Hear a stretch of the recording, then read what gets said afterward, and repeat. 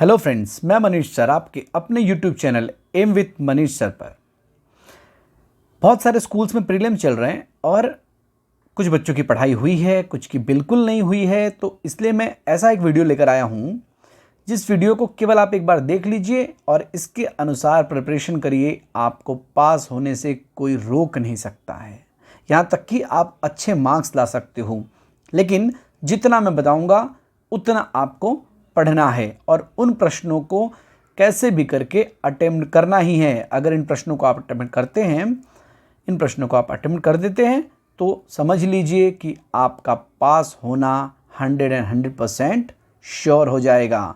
तो आइए शुरू करते हैं। पहले देखिए कि कौन सा प्रश्न करना है। प्रश्न क्रमांक 5 का अ, जिसका पहला प्रश्न है पत्र लेखन कीजिए।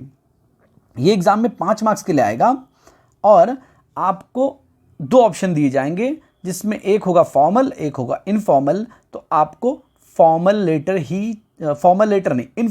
ही चूज करना है। इनफॉर्मल लेटर ही चूज करना है, जो पारिवारिक पत्र कहा जाता है, जिसमें भाई बहन, माताजी, पिताजी, इन सबको पत्र लिखा जाता है।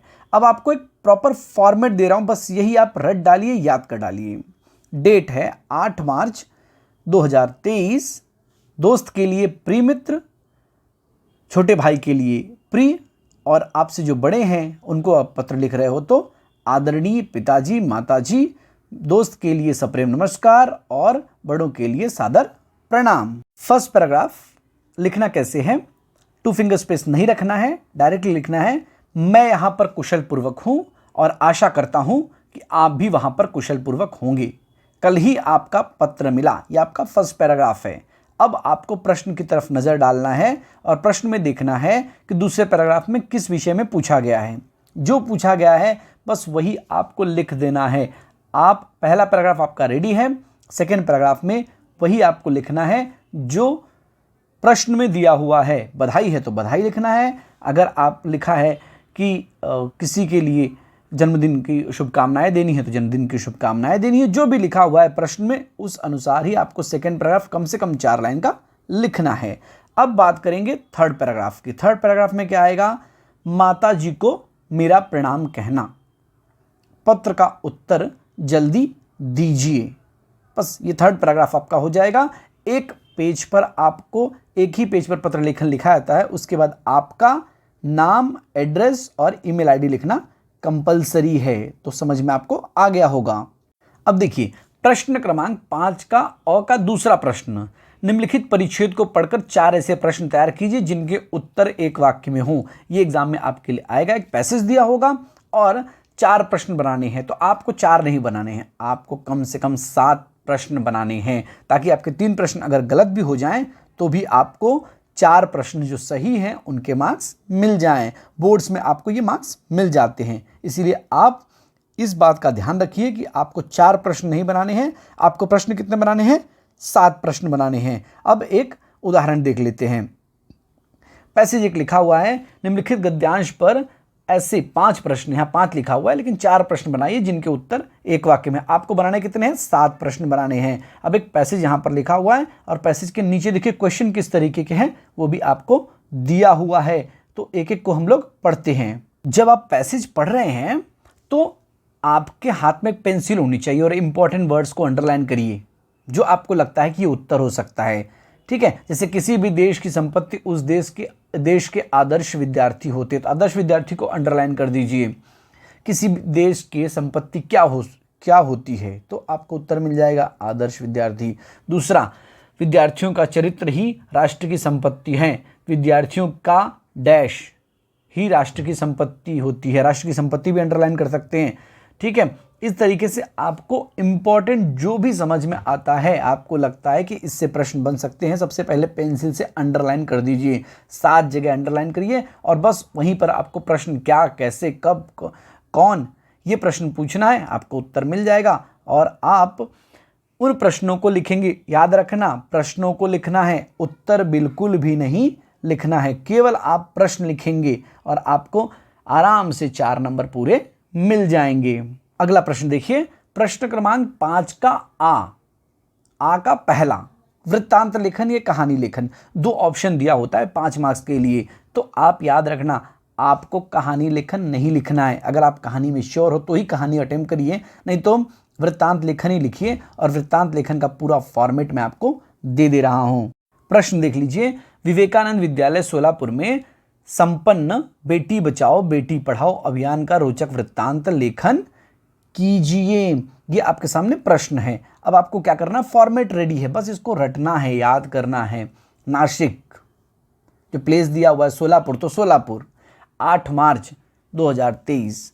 कल दिनांक 8 मार्च को आप लिख रहे हैं तो एक दिन पहले लिखेंगे। 7 मार्च 2023 को विवेकानंद विद्यालय में बेटी बचाओ बेटी पढ़ाओ कार्यक्रम का या दिवस का आयोजन किया गया था। इस अवसर पर मुख्य अतिथि के रूप में समाज सेवी अन्ना हजारे भी उपस्थित थे। थोड़ा सा स्पीड में जा रहा हूं क्योंकि जल्दी जल्दी खत्म करना है। कार्यक्रम का आयोजन सुबह 9 बजे किया गया था। विद्यालय की छात्रा, किसी का भी नाम लिख सकते हैं, ने पुष्पगुच्छ देकर मुख्य अतिथि का स्वागत किया। विद्यालय की प्रधानाचार्य कमला देवी जी ने सभी बच्चों को इस अवसर पर बधाई दी।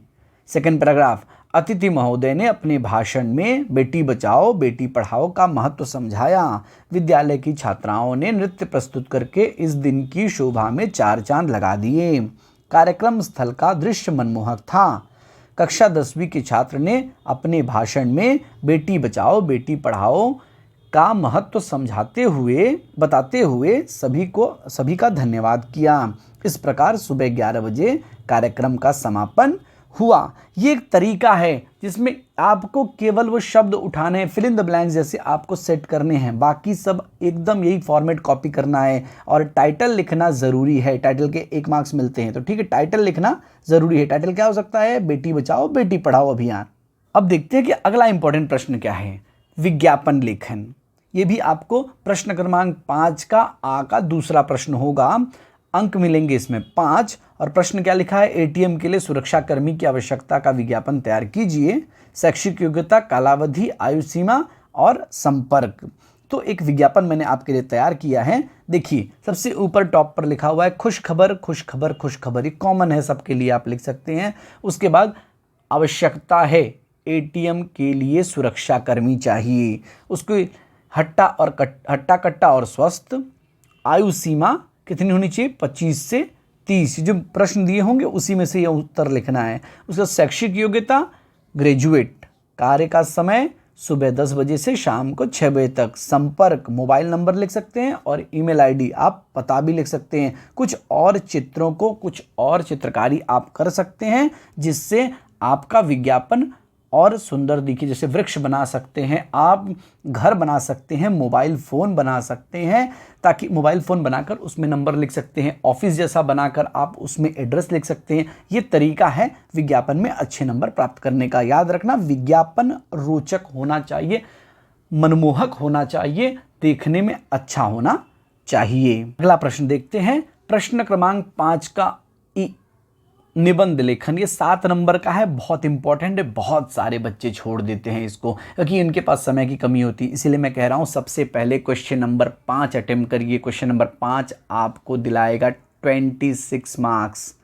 26 मार्क्स का ये क्वेश्चन नंबर 5 है। तो निबंध लेखन 7 नंबर का है। सोचिए, अगर आप निबंध लेखन छोड़ देते हैं तो आप पूरे के पूरे 7 नंबर पहले ही गंवा देते हैं। तो आपको कितने मार्क्स मिलेंगे? पिछले कई साल के प्रश्न पत्र उठाकर देख लीजिए, आपको एक बात समझ में आएगी कि उसमें आत्मकथा जरूर आया हुआ है। मैं पुस्तक बोल रही हूँ, ये फॉर्मेट, इस फॉर्मेट में भी आत्मकथा पूछी गई है। फटे जूते की आत्मकथा, निर्जीव वस्तुओं की, नॉन लिविंग थिंग की आत्मकथा पूछी गई है। और इसके लिए मैंने एक प्रॉपर एक फॉर्मेट तैयार किया है, जो केवल वही फॉर्मेट आप लिख दीजिए। शुरुआत और अंत में 4 पैराग्राफ लिखना होता है। फर्स्ट पैराग्राफ पहले पोयम पैराग्राफ और उसके बाद लास्ट का पैराग्राफ। बीच में आप जो मन आए उस टॉपिक से रिलेटेड लिख सकते हैं, ताकि आप 7 में से 5, 5.5 नंबर आसानी से पा सकें। तो आइए शुरू करते हैं और देखते हैं। आत्मकथा या मैं डैश बोल रही हूँ ऐसा प्रश्न आया तो सबसे पहले कविता। ये कविता कॉमन है। देखे मौसम देखी सदिया, मैं मूलों से ही जुड़ा रहा। नभ अंचल में उड़ते पंछी, मैं जहाँ था वहीं पड़ा रहा। दोस्तों, यह दुनिया बहुत परिवर्तनशील है। इस दुनिया में जिसने जन्म लिया है उन सबको सुख दुख का सामना करना ही पड़ता है, चाहे वह राजा हो या भिखारी। कुछ पुरानी यादें हमारी ऐसी होती हैं जिसकी वजह से हमारी आँखों से गंगा यमुना की धारा बहने लगती हैं। कुछ यादें ऐसी होती हैं जिसको याद करके सूखे होठों पर भी मुस्कान आ जाती है। ठीक है, ये आपका हो गया पोयम और पहला पैराग्राफ। उसके बाद आगे हम क्या पढ़ेंगे, उसके बाद आगे देखिए दोस्तों, तुम मेरी आत्मकथा सुनना चाहते हो, ये कंटिन्यूएशन में ही है।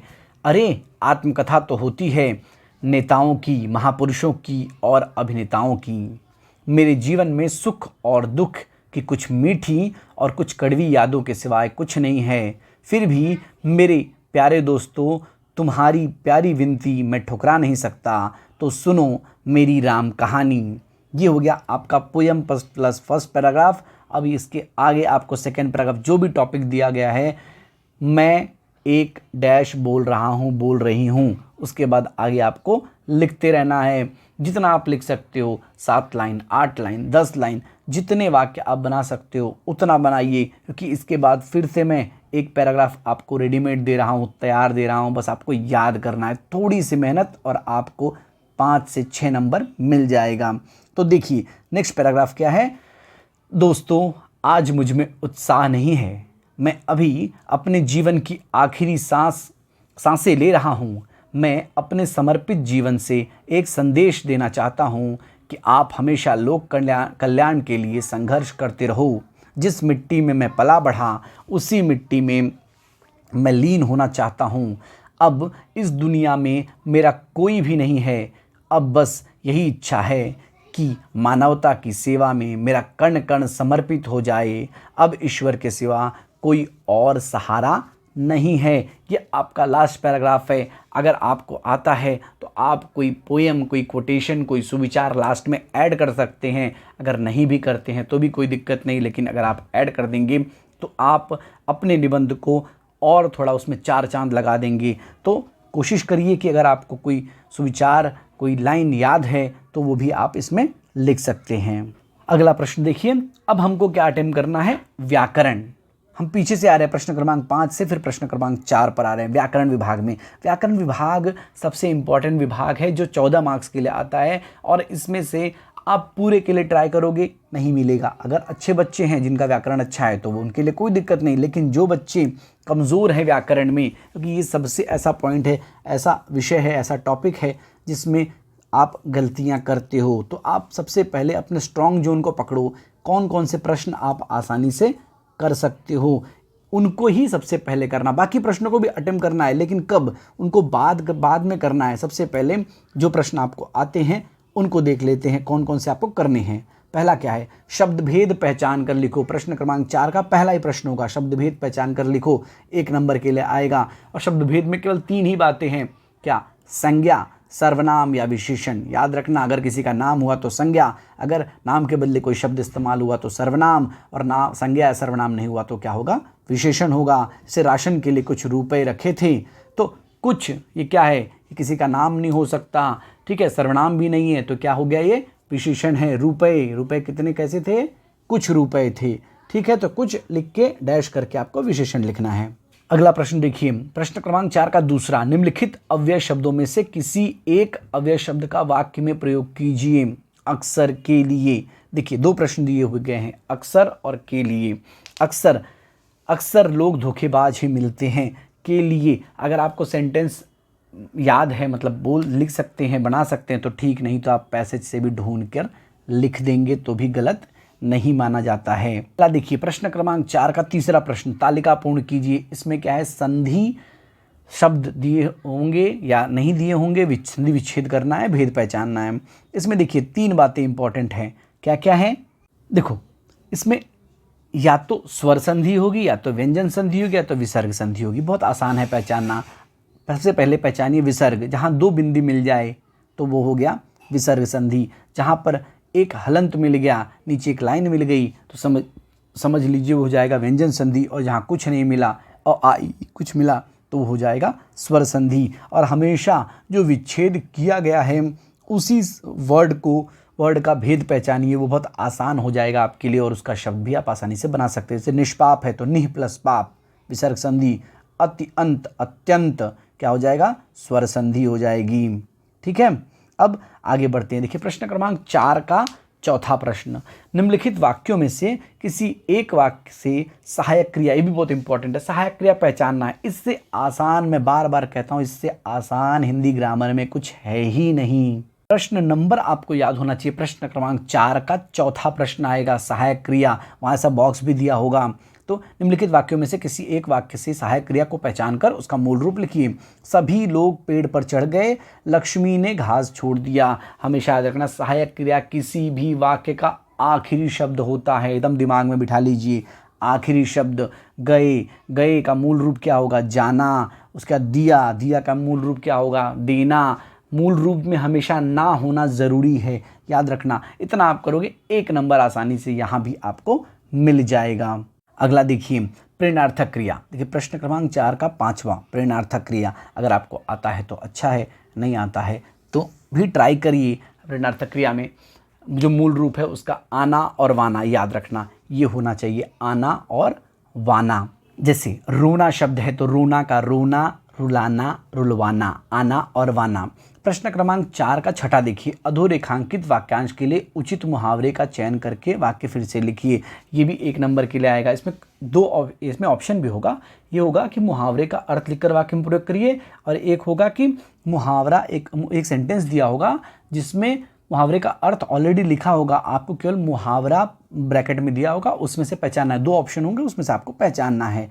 तो आप ये वाला ट्राई करेंगे, ये वाला बहुत इजी है। उसके बाद कारक पहचान कर लिखिए। नेक्स्ट क्वेश्चन, प्रश्न क्रमांक 4 का 7वां, कारक, कर्ता ने कर्म को करण से संप्रदान के लिए अपादान से संबंध काकी के अधिकरण में पर संबोधन है। अरे रे, अगर आपने कारक पहचान भी लिया तो आधा नंबर आपको मिल जाएगा। पहचान कर उसके भेद लिखने हैं। भेद अगर नहीं भी आ रहा है तो भी अटेम्प्ट करिए इसको।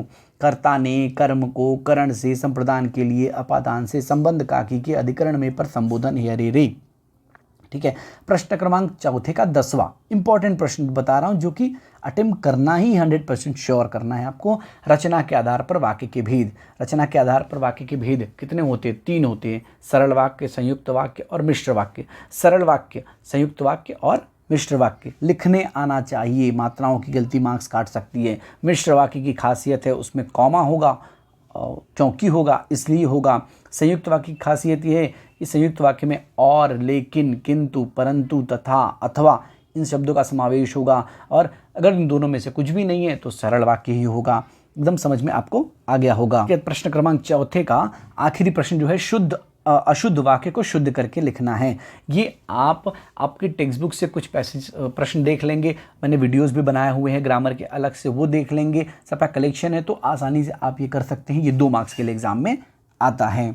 अब इसके बाद हमें और क्या करना है जहाँ पर हमें मार्क्स स्कोर करना है? देखिए, स्वमत लेखन और सरल अर्थ, कविता का सरल अर्थ और स्वमत लेखन, ये दोनों बहुत इंपॉर्टेंट 14 मार्क्स कैरी करते हैं जितने आपके ग्रामर करते हैं। सोचिए, तो यहाँ पर आपको क्या करना है स्वमत लेखन में और सरल अर्थ में? ध्यान देखिए, जब सरल अर्थ, कविता का सरल अर्थ की बात आती है तो मैंने एक फॉर्मेट दिया हुआ है जिसमें आप कविता और कवि, एक वीडियो भी बनाया हुआ है आपके लिए, ताकि 6 के 6 मार्क्स पूरे स्कोर कर सको आप। उपर्युक्त कविता की पंक्तियों के भावार्थ लिखिए, ठीक है। ऐसा प्रश्न आएगा तो क्या लिखना है? प्रस्तुत पंक्तियाँ डैश कविता से उद्धृत हैं जिसके कवि डैश जी हैं। उसको अंडरलाइन भी कर दीजिए ताकि टीचर की नज़र उस पर जाए और आपको 2 में से 2 नंबर मिले। इन पंक्तियों के माध्यम से कवि बताते हैं कि, और आगे जो कविता की पंक्तियां हैं उसको सेंटेंस बना बना के आपको लिख देना है, नंबर मिल जाएगा, 2 के 2 मिल जाएंगे, ठीक है। और उसके बाद देखिए स्वमत कितने नंबर का आएगा? आपको स्वमत पूरा मिलाकर 8 नंबर का आएगा। स्वमत 8, तो उसमें आपको 2-3 बातों का ध्यान रखना है। पहली बात ये कि जो भी आप स्वमत लिख रहे हो वह नेगेटिव नहीं होना चाहिए, ठीक है। और जो भी आप लिख रहे हो स्वमत, मतलब हाँ लिख रहे हो या वृक्ष काटना चाहिए कि नहीं काटना चाहिए, तो नहीं काटना चाहिए, उसका आपके पास प्रॉपर तथ्य होना चाहिए। कुछ आप पैसे से एक आध सेंटेंस भी उठा सकते हो। और उसके बाद आप कम से कम 5 से 6 वाक्य जो लगभग 7 से 8 लाइन्स होंगे वो आप लिखिए, टीचर को दिखेगा तो नंबर मिलेगा। देखना है तो टीचर को दिखता है तो नंबर मिलता है। मात्राओं की गलती ट्राई करिए कम से कम हो, लेकिन थोड़ी बहुत गलती नज़रअंदाज की जाती है, ये ध्यान रखने वाली बात है। तो आपको करना क्या है, आपको एकदम सिंपल वे में जो भी ये सारे प्रश्न जो मैंने आपको बताए हैं, इन सब को आज पढ़ना है, ताकि आपका जब भी एग्ज़ाम प्रीलिम हो उसमें आप इन क्वेश्चन को पहले अटेम्प्ट करो। और मोस्टली जो कमज़ोर बच्चे हैं, जिनको लगता है कि उनको कम मार्क्स आता है, वो क्वेश्चन नंबर 5, क्वेश्चन नंबर 4 और स्वमत के सारे प्रश्न ढूंढ ढूंढ कर लिखिए, इन पर ज़्यादा टाइम दीजिए। उसके बाद आप पैसेज को भी हल करिए, उसके बाद आप कविता के प्रश्नों को भी हल करिए, ज़्यादा से ज़्यादा नंबर आप स्कोर करिए। उम्मीद है आपको ये मेरा वीडियो पसंद आया होगा। अगर आपको ये वीडियो पसंद आता है तो वीडियो को लाइक करिए, शेयर करिए अपने दोस्तों के साथ और चैनल को सब्सक्राइब करिए। वीडियो देखने के लिए बहुत बहुत धन्यवाद। अगर आपका कोई सुझाव हो, कोई कमेंट हो तो ज़रूर करिएगा। Thank you so much.